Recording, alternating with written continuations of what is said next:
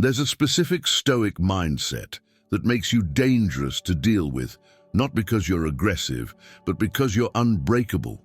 Once you develop this, everything changes. What makes someone dangerous in a good way?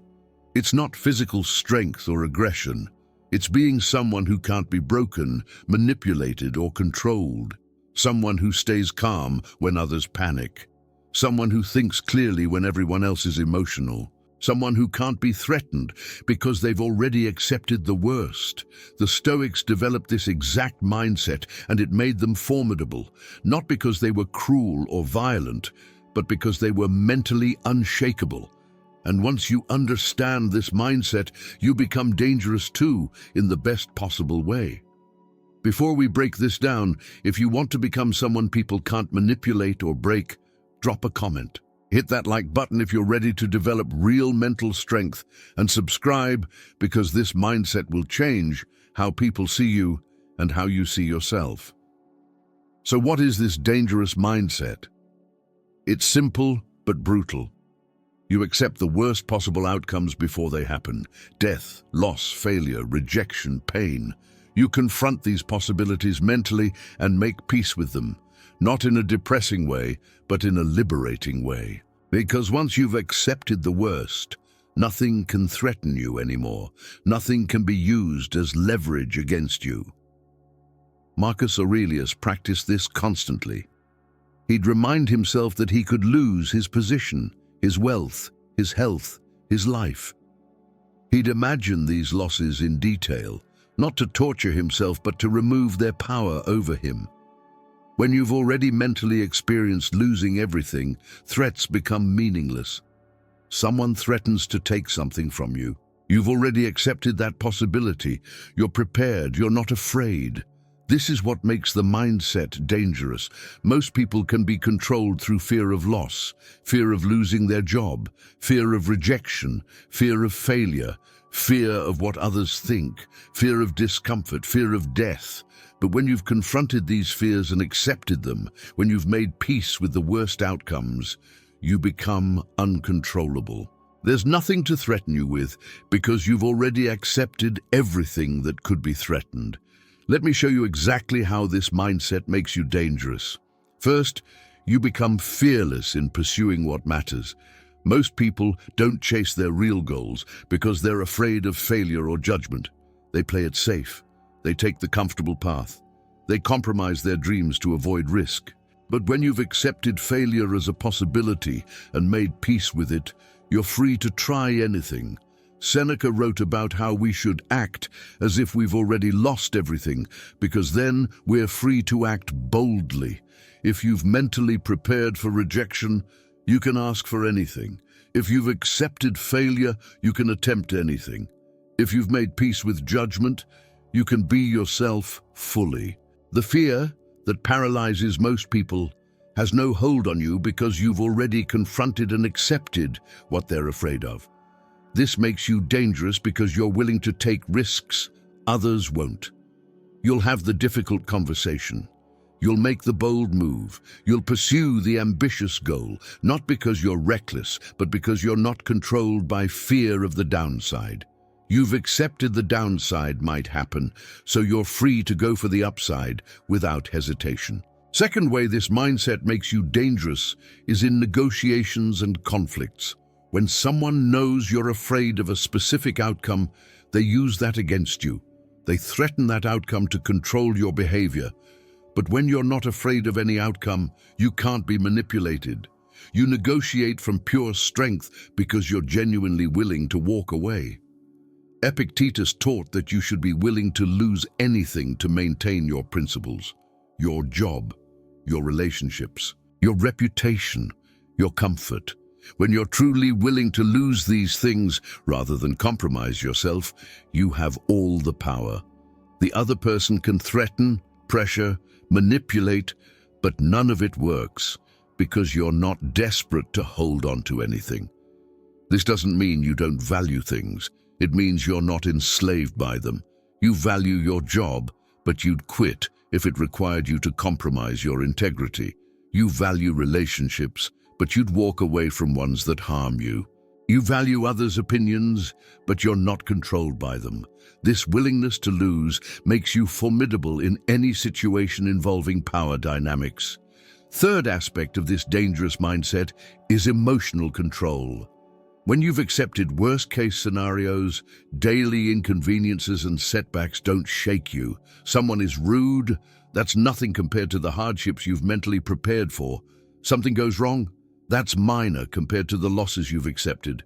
Traffic, delays, disappointments, minor conflicts. None of these disturb your calm because you've confronted much worse mentally.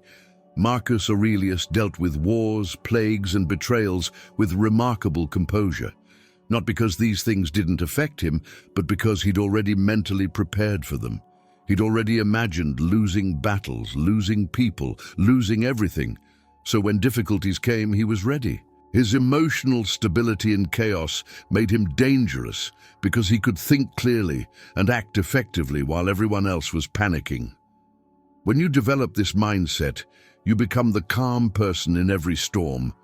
While others are losing their composure, you're thinking strategically. While they're reacting emotionally, you're responding deliberately. This gives you a massive advantage in any high-pressure situation. Your clarity becomes a weapon when everyone else is clouded by emotion. Fourth way this mindset makes you dangerous is it eliminates desperation.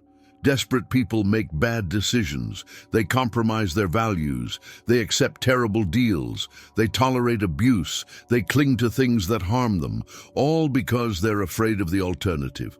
But when you've accepted worst-case scenarios, you're never desperate. You know you'd survive even the outcomes others fear most. Seneca practiced voluntary poverty periodically. He'd live like he had nothing to remind himself he could survive with nothing. This eliminated any desperation to maintain his wealth. He wasn't controlled by material comfort because he'd proven to himself he didn't need it. This made him dangerous in political situations where others tried to control him through threats to his status or resources. You can develop the same freedom. Whatever you're afraid of losing, imagine you've already lost it. Your job? You'd find another one or create your own path. Your relationship? You'd be okay alone and eventually find someone better. Your reputation? The right people would know the truth and the wrong people don't matter. When you've mentally walked through these scenarios, you stop being desperate to avoid them. Fifth aspect is strategic patience. When you're not afraid of time passing, when you've accepted that things might take longer than expected or might not work out at all, you can be patient in ways others can't. You can wait for the right opportunity instead of jumping at the first one. You can build slowly instead of cutting corners. You can let situations develop instead of forcing them. Marcus Aurelius showed incredible patience in military campaigns and political situations. He could afford to be patient because he wasn't desperate for quick wins. He'd accepted that success might take time or might not come at all. This patience made him dangerous because he wouldn't be rushed into bad decisions. He'd wait for the right moment while his opponents, driven by urgency and fear, made mistakes. Sixth way this mindset makes you dangerous is in resilience. When you've already mentally experienced the worst, when actual bad things happen, you handle them better than others expect. They think it will break you, but you're prepared. You've already been through it mentally. You know you can survive it. So you process it and move forward while others are still in shock. Epictetus himself was a slave who became injured, yet he became one of the most influential philosophers in history. He'd accepted his circumstances completely, which freed him to focus on what he could control, his mind and his character. His acceptance didn't mean he was passive. It meant he wasn't wasting energy fighting reality.